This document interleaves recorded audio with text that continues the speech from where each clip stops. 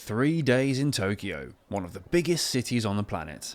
We ate some of the best food I've ever had, got lost in a digital art maze, drank until 4 AM, and I voluntarily went up one of the tallest towers in the world, despite hating heights.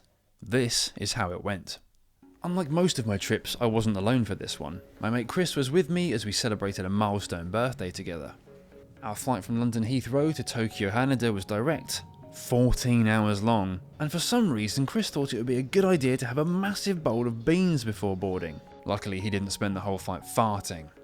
After eating, reading, and getting high scores on a few games, we finally landed in Tokyo, got our metro cards, and headed to the hotel to drop off our bags.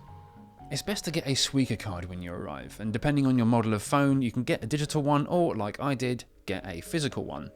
Obviously with the digital card the great thing is you can top it up anywhere, but with a physical one you can top it up in stations as well as pretty much any convenience store. And it's not just handy for getting around, you can also use it to pay for things in convenience stores and some vending machines. It was still early morning and we couldn't check in early, so we headed out to explore the local area of Shinjuku. After finding one of the main hotspots, along with Godzilla, we decided to check out a samurai museum. Although small, this museum is packed full of history, and the guides were very informative, covering everything from samurai armor and weaponry to the code they lived by, known as Bushido, which emphasized honor, discipline, and loyalty. Chris is a big fan of the show Shogun, so was a bit more engrossed than I was, but I wouldn't say you need to be big into Japanese history to visit. The tour ended with us all trying our hand at throwing shuriken, a traditional ninja weapon. We were given plastic ones, of course, and as you can see, my shuriken throwing was shocking. With an appetite worked up, it was time for lunch. We found a little ramen place called Ramen Nagi, where you select and pay for your food and drink items on the machine outside, which gives you tickets that you hand to the staff on the inside to take your order. A pretty common system in Japan, especially in smaller ramen shops.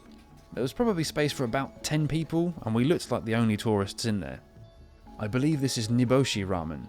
The broth is made using pork bones and dried sardines, and was rich and deep in flavour, while the pork meat was beautifully cooked, the whole dish smacking you in the face with a big hit of umami. After all that, we could finally check into the hotel and get some much needed rest. There we go. Oh, yeah, it's a pretty decent view. Yeah, it's not bad at all. Yeah, take that. Good evening. As you may or may not be able to hear, Chris is currently having a shower. We've had about 3 or 4 hours sleep, I think. The jet lag has hit in full force. Oh my god. Whereas today you can see we've not really had much of an itinerary. Tomorrow will be different, but for now we've just got to get through the worst of this lack of sleep. Head out for dinner and see what Tokyo's like at night.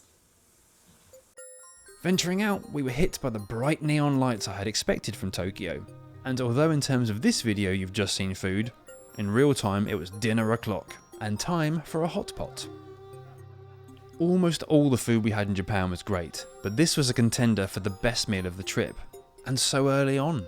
The variety of hot pot we chose was sukiyaki, thin slices of beef and pork, along with tofu, noodles, and mixed vegetables, all cooked in the boiling broth on our table. Traditionally, the broth is slightly sweet, made with soy sauce, sugar and mirin, which gives it a really full, comforting flavour.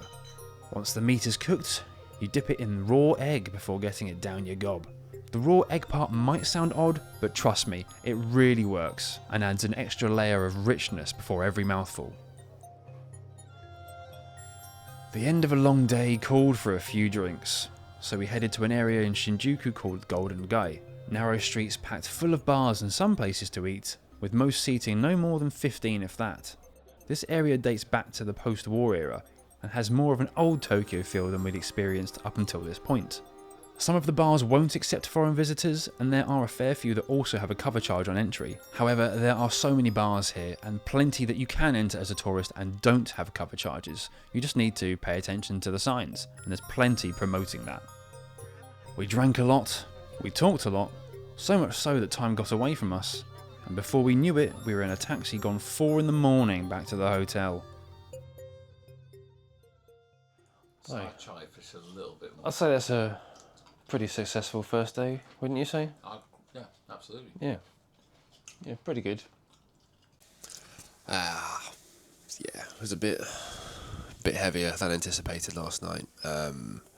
We didn't get in until about 5 o'clock in the morning, and it's now gone 2 in the afternoon, and we still haven't left the hotel room yet. So yeah, we're gonna go out now and explore and see what we see. Yeah, it's a bit rogue at the moment, but.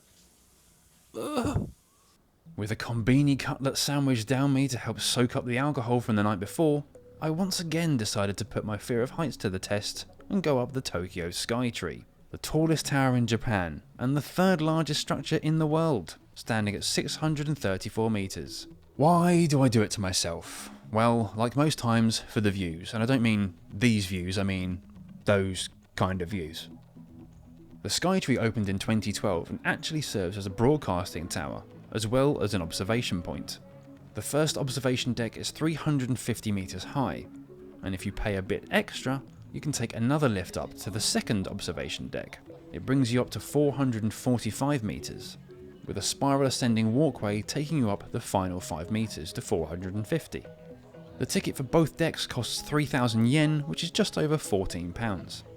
Even though I was still battling my fears, the views out across Tokyo as day turned into night were magnificent, and on a clear day, you can even see Mount Fuji in the distance. We weren't quite that lucky, but still, worth the cost of admission, I think. Chris made a joke about there being an earthquake while we were up there, which didn't help matters to be honest, but the Skytree has a central concrete shaft with oil dampers, which helps absorb shock during an earthquake. Handy to know. Back on solid ground, we're on the hunt for food again, this time in the Shibuya district. Yes, we walked to the famous Shibuya crossing. No, we did not sprint in the middle to get a photo as soon as the light went green. It's often called the busiest pedestrian crossing in the world, with thousands of people crossing at once during peak times. It was cool to see, I can tick that off. Saw the dog statue, Hachiko, famous for his loyalty after continuing to wait for his owner long after he had passed away. But overall I think it's wildly overrated as a site. Our first choice of restaurant, another ramen place, had a 2-hour wait time, so we sacked that off and found this nice little underground place instead. I really liked the decor in here, which included some ryokan style rooms for larger groups, giving it a more traditional Japanese feel. I had a beef selection as my first plate, which included sushi, followed by chicken and leek on a skewer, which sounds boring but it was delicious, finishing with salmon and tuna sushi. Well, the tuna was Chris's, but good lord, that salmon just melted in the mouth. So, back at the hotel again, as you can clearly see. Didn't see a whole lot more today, which is not great, but we are going to do some planning now, some actual planning, and get some stuff properly scheduled in for tomorrow. So, see you then. Our third day in Tokyo began with a walk around the Imperial Palace gardens in the morning. The gardens are free to enter, although if you want to go inside the palace itself, you need to book and pay for that in advance, and they only offer 2 tours per day for most of the year. The palace sits on the site of the old Edo castle, which was once home to the Tokugawa shogunate, before power was restored to the emperor in the 19th century. The grounds themselves are quite pretty, but personally I don't think you need to invest much time here. Maybe an hour max having a stroll? Next up was Senso-ji Shrine in Asakusa.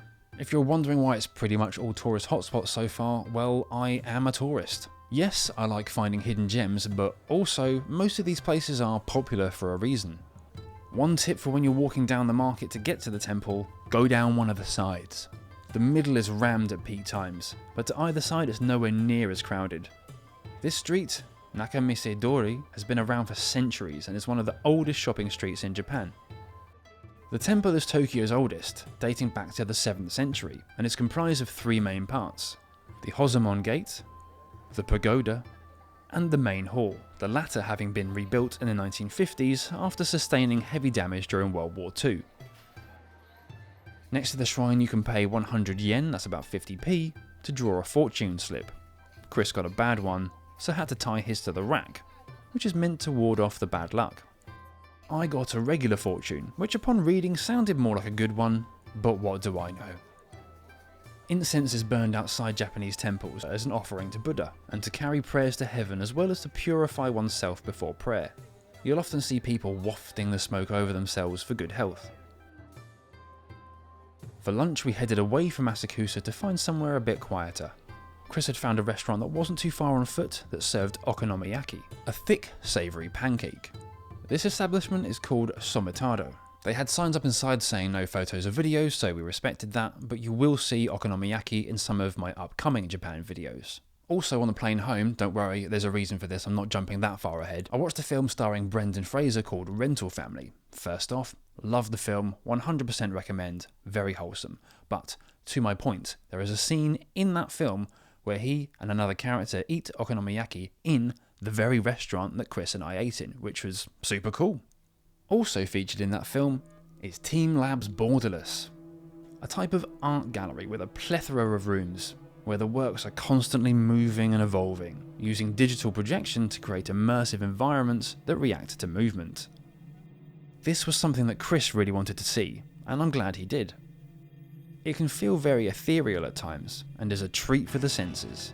I honestly didn't think I'd enjoy it as much as I did.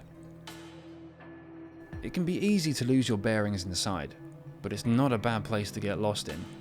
I lost count of how many different rooms there are, but I think my favourites were the one with all the dangly crystal lights, the kind of main hall with the flowers and waterfall, and the bauble room.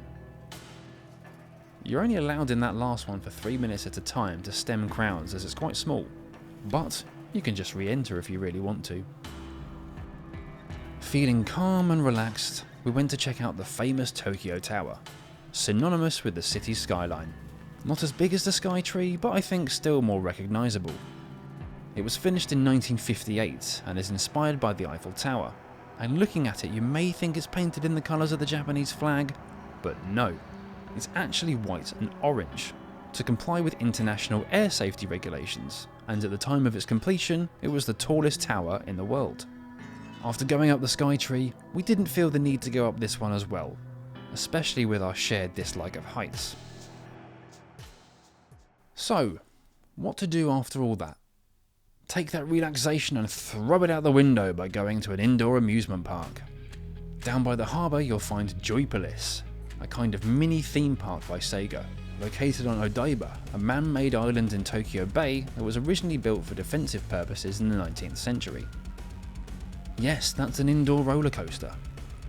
There are plenty of rides to shake you about and give you the kind of thrills you'd expect from a full-blown theme park, as well as experiences and the standard arcade fare. We got these silly pics from a photo booth, because what else would two grown men do at a place like this? We got the evening passport ticket, which includes all rides and attractions, costing 4,800 yen, which is about £22.50. There's shopping and restaurants here too, and the view across the harbour with the Rainbow Bridge ain't bad either. Okay, must be time for food again, right? Correct. This was Agazuki in the Kagurazaka part of Shinjuku. We'd come for tonkatsu, which translates to pork cutlet.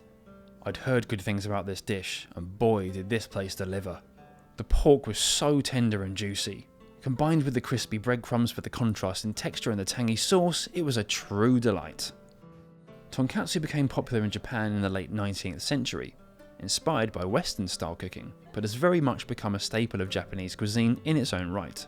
Even Chris, who's not a big fan of pork, loved it. He said if more pork was like that, he'd eat it a lot more often. We also discovered this creamy white drink called Kalpis. It's a probiotic milk beverage, so I guess a bit like Yakult, but it tastes amazing, like a regular soft drink. Think kind of cream soda. Since being back in the UK, I've already found the Korean version in my local Asian supermarket. They don't have the Japanese one, sadly, but I think regardless of that, it's going to become a regular purchase for me. That incredible tonkatsu wrapped up things in Tokyo. It was time to try and get some proper sleep before heading down to the Izu Peninsula the next morning. So, my final thoughts on Tokyo. The short answer is I loved it. It's a fantastic city. We only scratched the surface, but we still found a lot of history, plenty of entertainment, and some of the best food on the planet. Also, apart from rush hour and Shinjuku Station, it wasn't as packed and hectic as I thought it was going to be. 3 days is definitely not enough for a city the size of Tokyo, but we only had 2 weeks and there's a lot to see outside of the capital as well. I hope you enjoyed this video, and it'd be lovely to see you for the next one too, where Chris and I escape to the Japanese countryside. Have a good one, and I'll catch you next time.